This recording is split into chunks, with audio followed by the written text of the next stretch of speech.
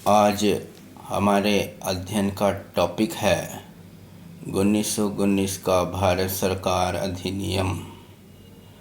पार्लियामेंटो सुधार अधिनियम के बाद 1919 का अधिनियम अति महत्वपूर्ण एक्ट है। इसे मॉन्टेस्क्यू चेम्सफोर्ड सुधार अधिनियम भी कहते हैं। तो हम इसका अध्ययन आरंभ करते हैं। 20 अगस्त 1917 को घोषणा करते हुए भारत मंत्री लॉर्ड मॉन्टेग्यू ने कहा था,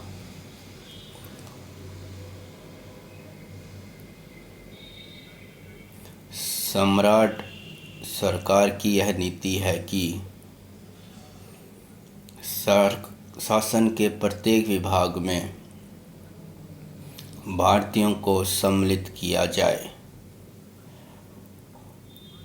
स्वशासन संस्थाओं का क्रमिक विकास हो, जिससे कि भारत एक दिन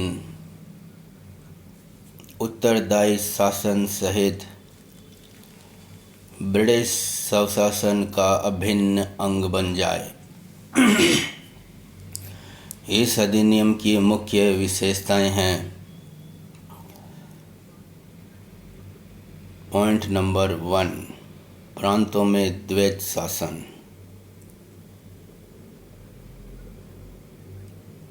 इस अधिनियम की सबसे महत्वपूर्ण विशेषता यही है और इम्पोर्टेंट भी है।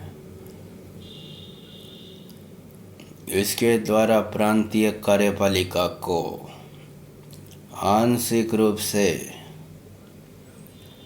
प्रांतीय विधान परिषद के प्रति उत्तरदायी बनाया गया। प्रांतीय विषयों को 2 भागों में विभाजित किया गया, संरक्षित विषय और स्थानांतरित विषय। प्रांतीय कार्यपालिका को भी 2 भागों में विभाजित किया गया, सभासद और मंत्रीगण। सभासदों जो गवर्नरों के प्रति उत्तरदायी होते थे, संरक्षित विषय सौंपे गए। इन विषयों में पुलिस, न्याय, जेल, वित्त, भू राजस्व, सिंचाई आदि प्रमुख थे। मंत्रीगण जो विधान परिषद के निर्वाचित सदस्य होते थे, उनको स्थानांतरित विषय सौंपे गए। इन विषयों में कृषि, शिक्षा, स्थानीय स्वशासन, सार्वजनिक स्वास्थ्य आदि प्रमुख थे। इम्पोर्टेंट चीज़ है ये, कौन कौन से विषय किन किन को सौंपे गए। पृथक पृथक अधिकार क्षेत्र होने के कारण यह द्वैत शासन कहलाया। पूछ लेते हैं, द्वैत शासन कौन से अधिनियम की विशेषता है 1919 के एक्ट की।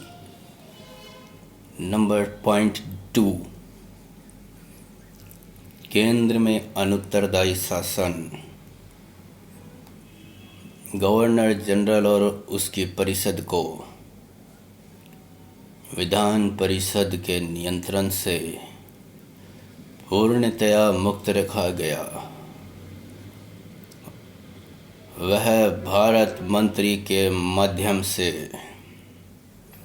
ब्रिटिश सरकार के प्रति ही उत्तरदायी था। पॉइंट नंबर 3, केंद्रीय विधान मंडल में द्विसदनात्मक विशेषता। नंबर 1, भारतीय विधानसभा। नंबर 2, राज्य परिषद। विधानसभा निचला सदन कहलाता था,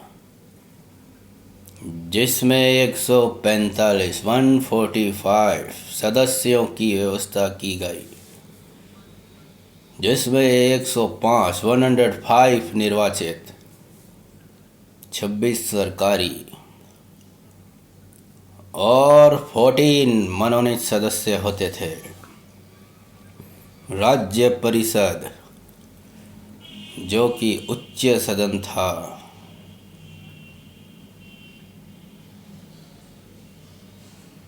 में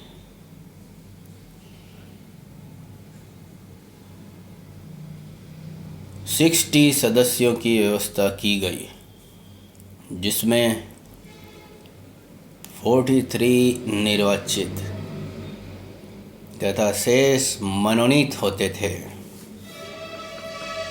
निर्वाचन प्रणाली प्रत्यक्ष कर दी गई।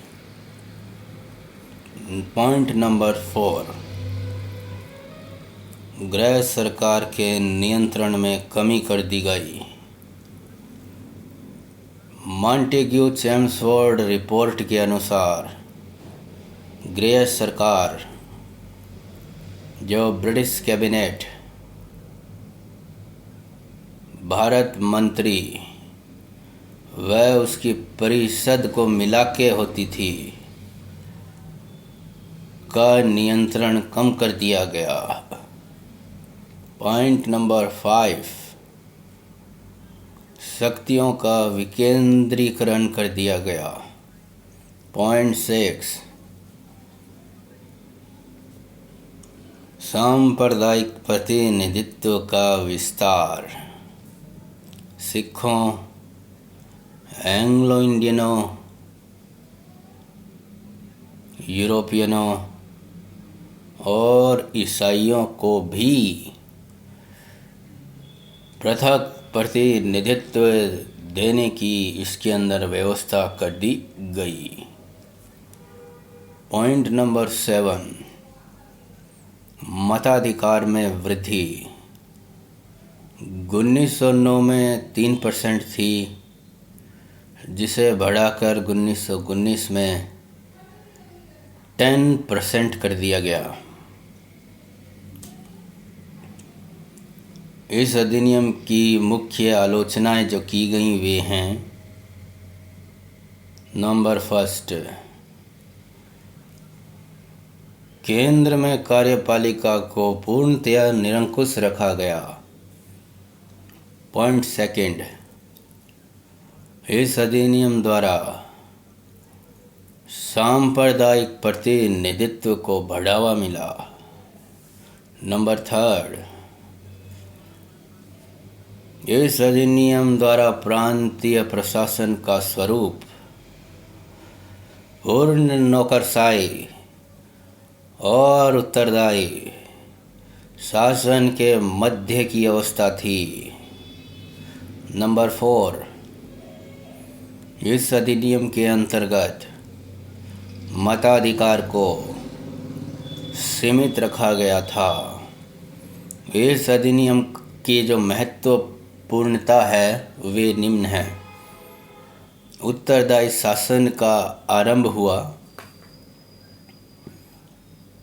देशी नरेशों को भारतीय शासन में विशेषकर देशी राज्यों से संबंधित विषय के साथ लिया गया तथा इस अधिनियम के द्वारा द्वैत शासन प्रणाली को लागू किया गया। यह था 1919 का भारत सरकार अधिनियम। आशा करता हूँ आपको कुछ लाभ अवश्य